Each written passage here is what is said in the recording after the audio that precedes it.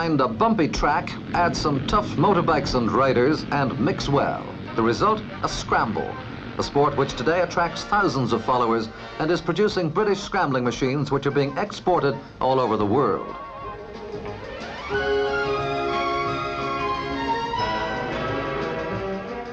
This firm in Essex, which now employs 150 people, produced its first scrambling motorbike in 1953 when the sport was beginning really to get onto its feet. Their 250cc model was a winner. It was tough, maneuverable and fast on the scrambling track, and orders for it soon poured in. Today, in a highly competitive market, more than 10,000 specialist motorcycles have been sold by this one small firm, 75% of them for export. America is its largest overseas customer. The secret of such success in a highly specialized field has obviously been attention to detail. If the smallest part for the machine could not be obtained exactly as required, the company turned to and made it themselves. Today, virtually everything that goes into the machine is made on the spot.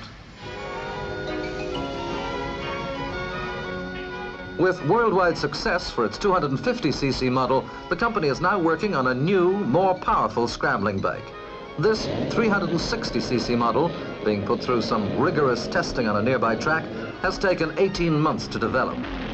Worldwide markets are wide open for this size of competition motorbike if it proves to be another winner.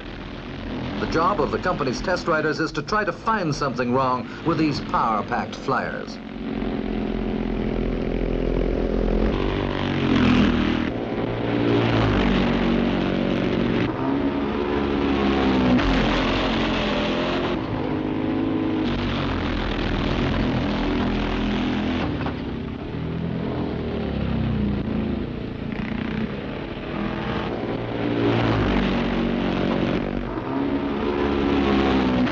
After the new models have been given a thorough thrashing, the company's technical men are on hand for on-the-spot checks.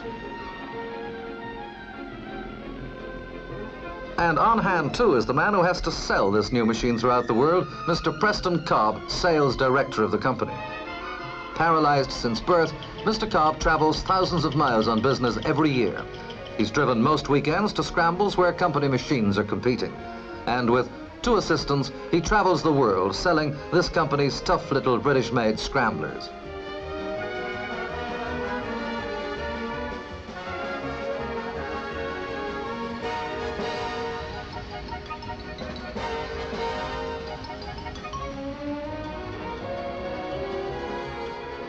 Among the many other high-performance scrambling machines made in Britain are do-it-yourself scramblers, which are supplied in kit form. This latest 360cc model, produced by a Birmingham firm, is being assembled by an up-and-coming young Midland rider, 19-year-old Dave Smith and his pal.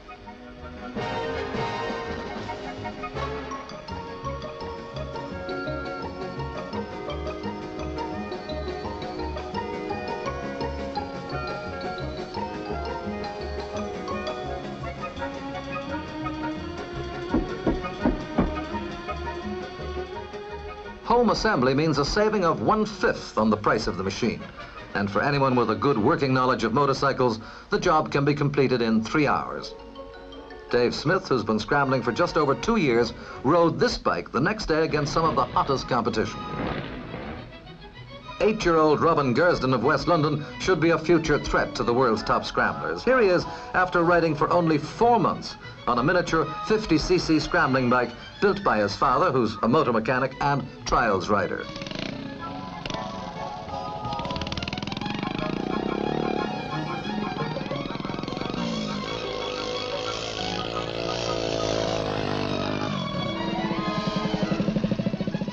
Dad gives him some advice on negotiating mud, and he's away again.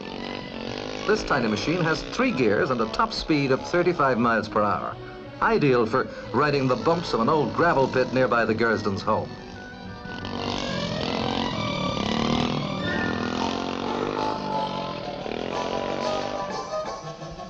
The question of training facilities for young scrambling enthusiasts is a major problem in Britain for this rapidly expanding international sport.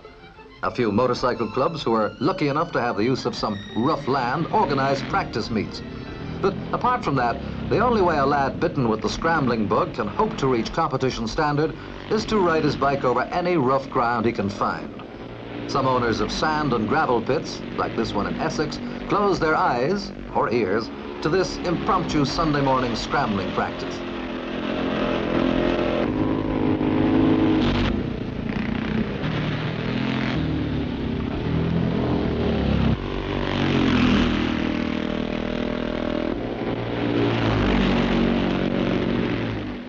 Organised by local motorcycle clubs, scramble meetings are held throughout Britain during the summer with odd winter meetings. At the big meets, like this one at Shrewsbury, as many as 200 riders from every part of the country will be competing. With a national championship event attracting star riders, the crowds flock in to watch the tussles to come. A tussle not only of rival top riders, but of top makers of machines as well. For, like motorcycle and car racing, scrambling performances considerably affect the world sales of road machines nowadays.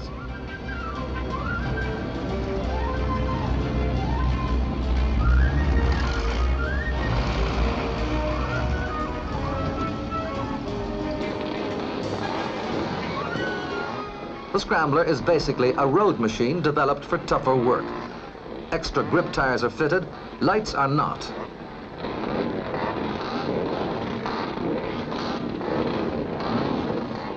Jeff Smith, 1964 and 65 world champion, is here.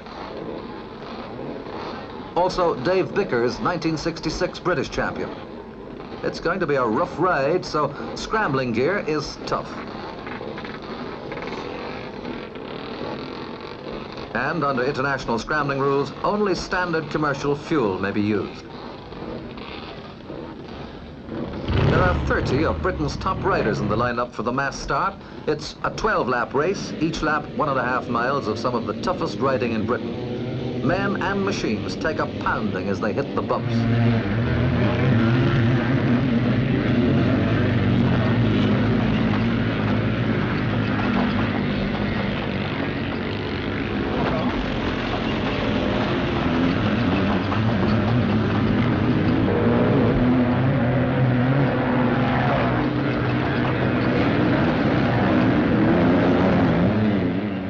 Engines scream as they roar up the banks.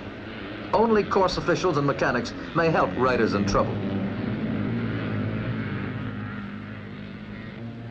Having covered one lap with a flat tire, Jeff Smith and his mechanic fit another wheel, and then he's off again.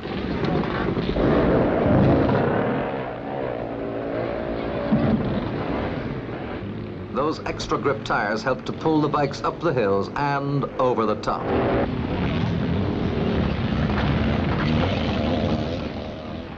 With nearly 10,000 keen scrambling fans watching the race, each lap of the leaders is timed for official records. The riders are thinning out now, for no more than a half of the starters will complete this grueling test.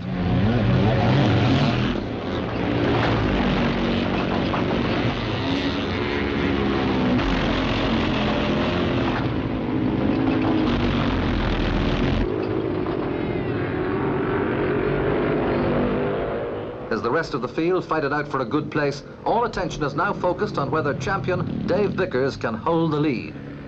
No, he's overtaken on the 10th lap. And at the winning post this time, it's a local rider, Alan Clough, with Bickers second. But in the ingredients of a good scramble, there's no bickering.